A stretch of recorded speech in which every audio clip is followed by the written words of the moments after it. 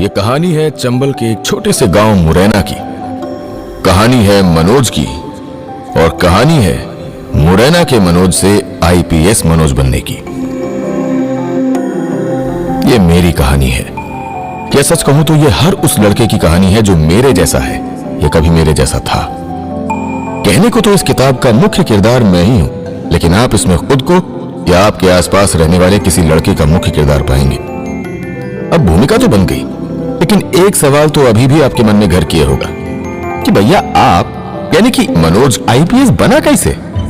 सब बताऊंगा, लेकिन उससे पहले एक छोटा सा किस्सा सुनिए। एक बार मेरे दोस्त रविकांत ने मुझसे कहा था कि भाई मनोज, सिर्फ हिंदी का झुनझुना बजाने भर से तुम्हारा पेट नहीं भरेगा। हिंदी से बीए कर भी लिए ना, तो भी नौकरी की मेज से पहले ही हिंदी की वजह से तुम्हारे प्राण निकल जाएंगे। तो मैंने रविकांत से कहा कि यार रविकांत, एक बात बता, जब पूरा हिंदुस्तान हिंदी के कागजों पर चलता है, फिर हिंदी भाषा क्यों किसी गाली जैसी लगती है? क्यों हिंदी के स्टूडेंट्स को अनपढ़ के जैसे देखा जाता है? ऐसा ही था मैं, बगावती लड़का, जो एक समय अपना 12वीं का एग्जाम भी पास नहीं कर पाया था। लेकिन जब जिम्मेदारियों का बोझ कंधे पर आया तो समझ में आया कि पढ़ाई लिखाई कितनी जरूरी है। उसके बाद ले देकर जैसे तैसे अपनी जिंदगी की रफ्तार के साथ कदम से कदम मिलाकर चलने की कोशिश करने लगा। तभी अचानक मुझे जोर से धक्का लगा और मैं पुलिस के लफड़े में पड़ गया।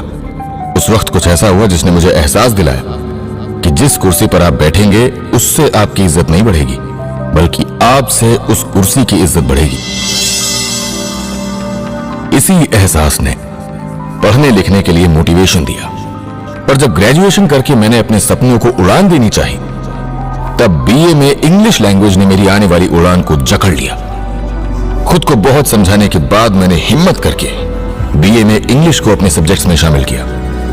तब जाकर पता चला कि सिर्फ बीए पास करने से भी अच्छी नौकरी नहीं मिलेगी, क्योंकि अंग्रेजी जब तक जबान से फटाफट न निकले तब तक मार्केट में इमेज कहां बनती है। यहीं से मुझे लगा पीएससी का चस्का। पीएससी जिंदगी बना सकती है। जब यह समझ में आया तब मेरे हालात बद से बदतर हो गए। एक वक्त तो न रहने को छत थी, न खाने को खाना, लेकिन मेरा गिर कर उठना यहीं तक नहीं था। मुफ्त में कोचिंग की पढ़ाई के लिए मैंने अपने मास्टर के कपड़े धोए, टॉयलेट साफ किया, और इन सब के बदले उपलब्धि में मुझे कुछ ऐसा मिला जिस पर अंत तक मेरे सिवा किसी को भरोसा नहीं हुआ। उस उपलब्धि की चर्चा आगे करेंगे। हैरानी की बात तो यह है कि मुझे तो यह तक नहीं पता था कि पीएससी की परीक्षा निकालते कैसे हैं। मेंस और इंटरव्यू की तो बात ही छोड़िए।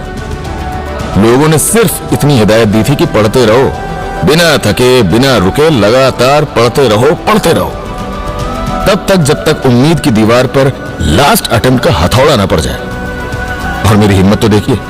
इसके बाद सवाल पूछा तो कैसे पूछा, कितने साल की तैयारी के बाद डिप्टी कलेक्टर बनते हैं? अब इसका जवाब तो आपको किताब सुनने में ही मिलेगा ना।